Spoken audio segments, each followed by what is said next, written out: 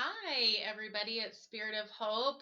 This is Heather, one of your leaders for Sunday morning children activity time. And what we wanted to do today was come to you with a lesson that you could do at home with your family, since we obviously can't be together at church. So hopefully, this will be something that we can continue weekly so that you can continue studying the Bible story together as a family. Now, today we're going to follow the Faith 5 format, which means we're going to start with highs and lows. We're going to read the story. We're going to talk about the story. We're going to end in prayer, and then we're going to bless one another.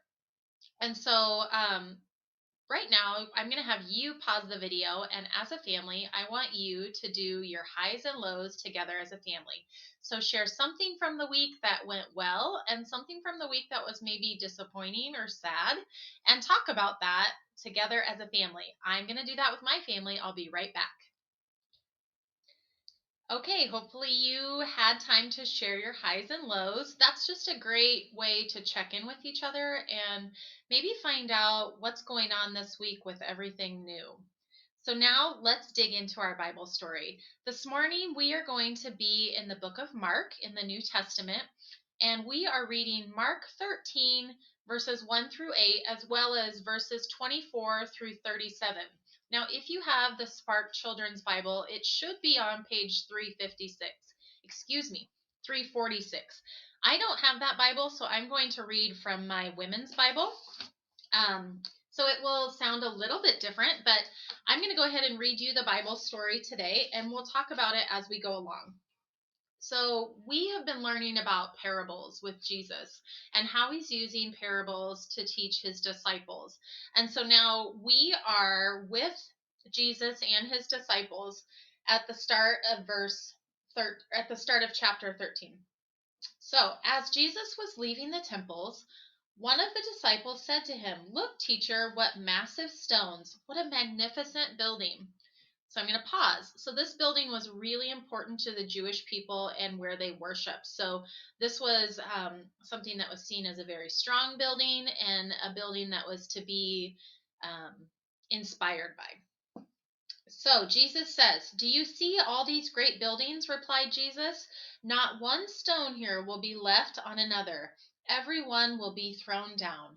As Jesus was sitting on the Mount of Olives opposite the temple, Peter, James, John, and Andrew asked him privately, "Tell us, when will these things happen? And what will be the sign that they are about to be fulfilled?"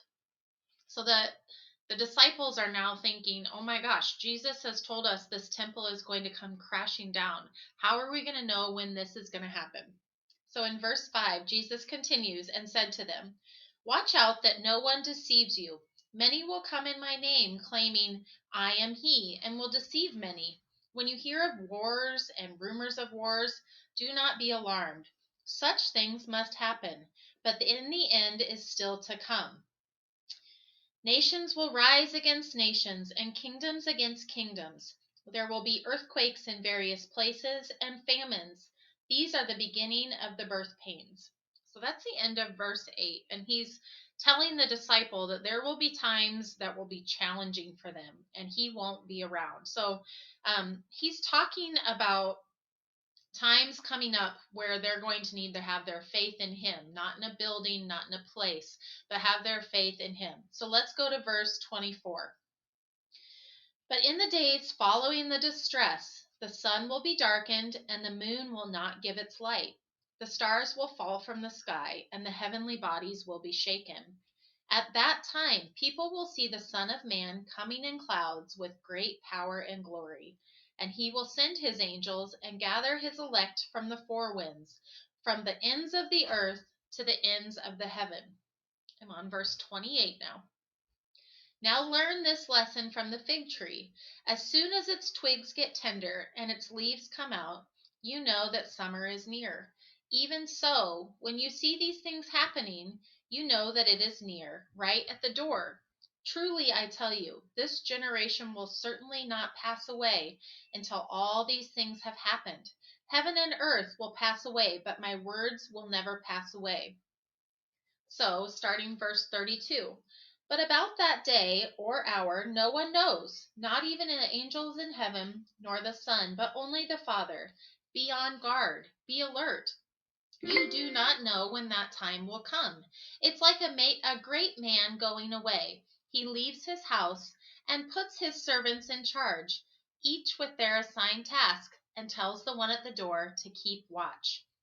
Therefore, keep watch, because you do not know when the owner of the house will come back, whether it is the evening or midnight, or when the rooster crows, or at dawn. If he comes suddenly, do not let him find you sleeping. What I say to you, I say to everyone. Watch. Now, I'm going to pause here briefly so we can move into our activity. Okay, I'm back. So, when we read that Bible story, I feel like it's a little bit confusing, but I talked to Pastor about it and he explained it in a simple way. Jesus is telling his disciples to prepare for him to leave the earth. And we know in the Lenten season that's coming soon on Good Friday when Jesus will be crucified and put to death. But he's also telling us about the end of the times when he will come back for his believers. So he's using a story to teach us about how to know where he will be and how he will always be with us. So this week, I want you to think about this question. How do we trust God when things go wrong? Wow, could that be more fitting for what is going on with COVID-19? All of us have experienced changes in the last week, especially with the majority of you going to online learning. And so, one of the things we think about is when we say goodbye to someone, it feels sad, it feels hurtful, and the disciples are preparing themselves to say goodbye to Jesus. But we know that it's not forever, it's a temporary goodbye. So, just like this last week, when we found out we wouldn't be seeing our teachers at least until April 30th, we wouldn't be seeing our classmates. It's a temporary goodbye, and it's a goodbye to keep everyone safe. And we know during this time, God is with us. So I want to challenge you this week to think about how can we use prayer to lift up things we're worried about during this uncertain time? And how do we see the little things that are good about this? I at our house we've talked that we haven't had this many family meals together in months because of crazy sports schedules, and we haven't had a chance to play a board game for more than 30 minutes before this. So it has brought about some great changes in our household amidst the chaos and amidst the uncertainty. So, this week we have a couple activities that you can do together as a family.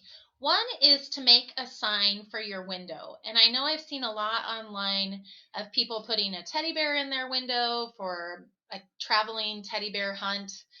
Based on the book, we're going on a bear hunt. So I thought, wouldn't it be great if in your house window you put a sign that said something about how you know that God is with you, even during challenging times? And so this can be pretty simple. I just grabbed some recycled paper from our recycling bin, and this is the start of mine. But I was thinking it would be great to decorate this and put this somewhere where if someone were to drive by, probably not going to happen at my house, but it might at yours, considering we live in the middle of the country. But if somebody was going to drive by, they would see that inspiring message and think, you're right, God is in control of this time, even though it is scary. So that's one activity that you could do this week. If your kids are more hands on, more building science, I want you to challenge them to build a tall tower with blocks, with Legos, with whatever you have, and then practice how far you can carry it before it wrecks and talk about what did that feel like when that temple came crashing down and what that must have felt like for people to know that this was what something Jesus had talked about. So you can take it that direction too as well. Now, after this video, I'm going to share another video on how to use a new communication tool called Flipgrid. So sometime this week, please log on and add something to our Spirit of Hope Flipgrid. And this is a way that we can see each other's faces and be lifted up just by feeling like we are together again. So we have done our highs and lows. We've read our story. We've talked about our story and how it's applying right now in this COVID-19 situation. Now we're going to pray. So I'm going to fold my hands and bow my head. However, you choose to pray is your choice. But I'm going to do it where we do it like we do in Sunday school. So I'll pause and you repeat after me. Okay, here we go. Dear Jesus, thank you for another week. Please be with those suffering this week. Bring them your hope and help them to know that you are in control. We thank you for your continued love, and we ask that you be with others when we are apart. In your name we pray. Amen. Okay, good job. I hope you did that with me.